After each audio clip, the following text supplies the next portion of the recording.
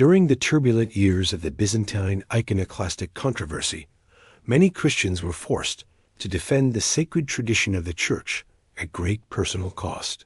Among those who stood firmly for the veneration of holy icons was Saint Theophanes the Confessor, whose courage and endurance left a lasting mark on the history of the Orthodox faith. Together with his brother Theodore, Theophanes became known not only for his learning, but also for his unwavering loyalty to the teaching handed down through the Church. When imperial authorities attempted to suppress the veneration of icons, the brothers openly resisted policies that threatened the spiritual life of the faithful. Their witness would lead them through imprisonment, humiliation, and exile. Yet even in suffering, they continued to defend the truth with remarkable courage.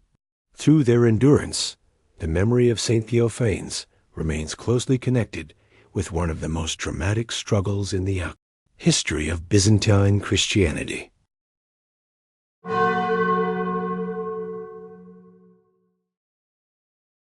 Theophanes and his brother Theodore were born into a cultured Byzantine environment and received an excellent education.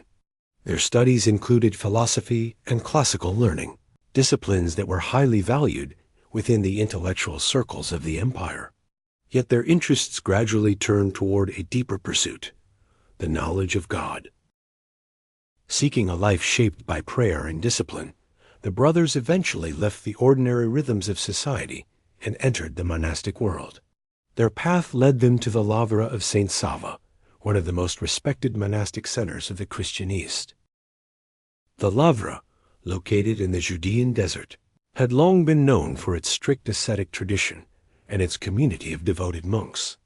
Life there demanded endurance, humility, and obedience, forming those who entered its walls through a demanding spiritual routine. Within this environment, Theophanes embraced the monastic life fully. He was tonsured as a monk and later ordained as a hieromonk, combining the responsibilities of priesthood with the ascetic discipline of the monastic vocation. The brothers quickly gained a reputation for both learning and spiritual seriousness.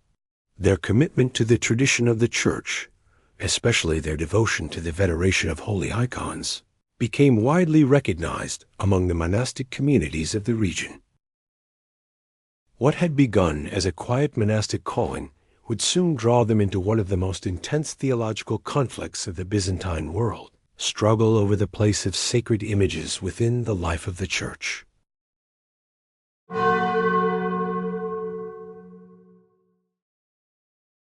As the controversy over holy icons intensified within the Byzantine Empire, the Patriarch of Jerusalem sought defenders capable of speaking clearly before imperial authority. Theophanes and his brother Theodore were chosen for this difficult mission because of their learning, their reputation for integrity, and their unwavering devotion to the tradition of the Church. Leaving the quiet discipline of the desert, the two monks traveled to Constantinople, the center of imperial power and theological dispute. There they confronted a political environment shaped by the iconoclastic policies of Emperor Leo the Armenian, whose reign renewed the effort to suppress the veneration of sacred images. For the brothers, the defense of icons was not a matter of artistic preference. Icons expressed the central mystery of the Incarnation, that the Son of God truly took human flesh and entered visible history. Because Christ had become man, the Church believed that his image could be depicted and honored. With calm determination, Theophanes and Theodore openly criticized the imperial policies that sought to remove icons from the churches.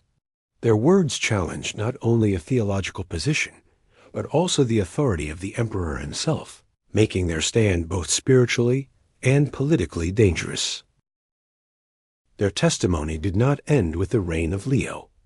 When new rulers Michael II and later, Theophilus continued the iconoclastic policies, the brothers persisted in their defense of the sacred tradition. Their courage made them well known among both supporters and opponents of icon veneration. Such open resistance could not remain without consequence. The imperial authorities soon responded with imprisonment, hunger, and harsh treatment, beginning a period of suffering that would define the witness of Saint Theophanes and his brother.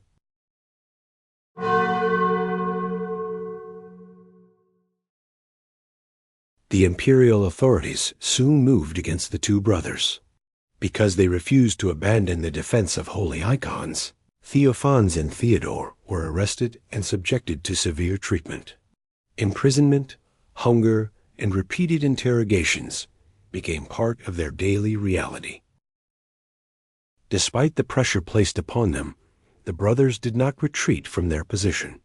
They continued to affirm that the veneration of icons belonged to the living tradition of the Church. Their firmness frustrated those who expected suffering to break their resolve. Under the reign of Emperor Theophilus, the persecution reached a particularly cruel moment. The emperor ordered that humiliating verses be inscribed upon the faces of the two confessors. Using red-hot needles, the words were burned directly into their skin as a public mark of disgrace. Instead of responding with despair, the brothers answered with remarkable composure. According to tradition, they told the emperor that the judgment of God would reveal the truth of the matter. Human cruelty might leave marks upon their faces, but it could not erase the faith they professed. After this punishment, the two men were separated. Theodore was sent to prison, where he eventually died after enduring long hardship.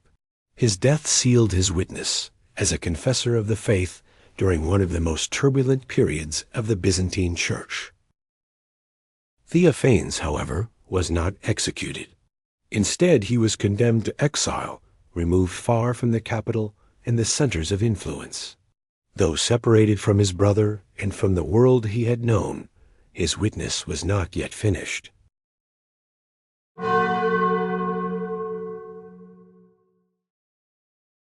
After the death of his brother Theodore, Theophanes continued his life in exile. Removed from the political struggles of Constantinople, he endured the isolation quietly, holding firmly to the faith for which he and his brother had suffered. Though far from the centers of power, his reputation as a confessor of the Church continued to spread. Years passed before the situation within the empire began to change.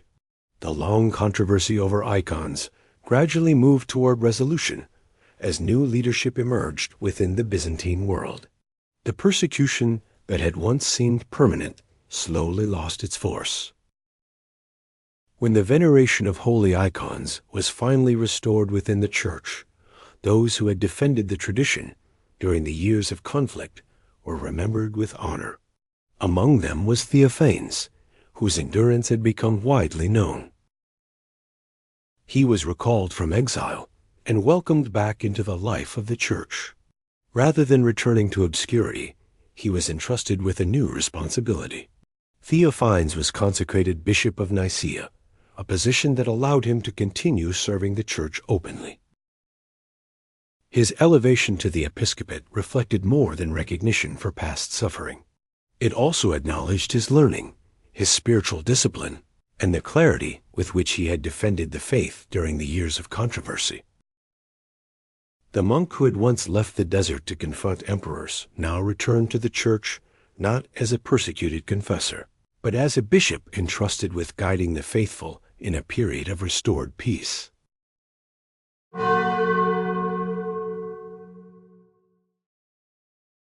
As Bishop of Nicaea, Theophanes continued serving the Church with the same devotion that had marked his earlier years.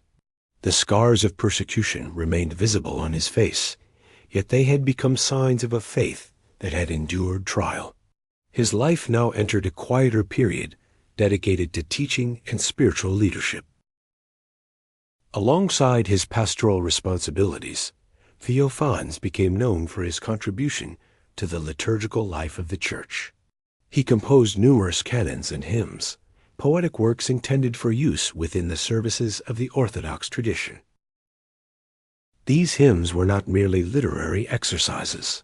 They expressed the theology of the Church in a form that could be prayed and sung by the faithful. Through them, the memory of the struggle for the veneration of holy icons found a place within the worship of the Church itself. Tradition attributes to him around 150 canons, including a particularly beautiful composition in defense of the holy icons. His writings reveal both theological depth and a profound sense of reverence for the mystery of Christ made visible in the Incarnation. In this way, the witness of Theophanes extended beyond his personal suffering. Through his hymns, the lessons of the iconoclastic struggle were preserved within the spiritual life of the Church, shaping the prayer of later generations. After many years of service, Saint Theophanes peacefully departed to the Lord around the year 850. His life remained remembered as the witness of a confessor who endured suffering with courage and used his gifts to strengthen the faith of the Church. The life of Saint Theophanes the Confessor reveals how faith can remain firm even in times of political pressure and public humiliation. When imperial authorities sought to silence the veneration of holy icons, he and his brother chose fidelity to the tradition of the Church rather than personal safety. Their suffering reminds us that the defense of truth is often carried out quietly, through endurance rather than power.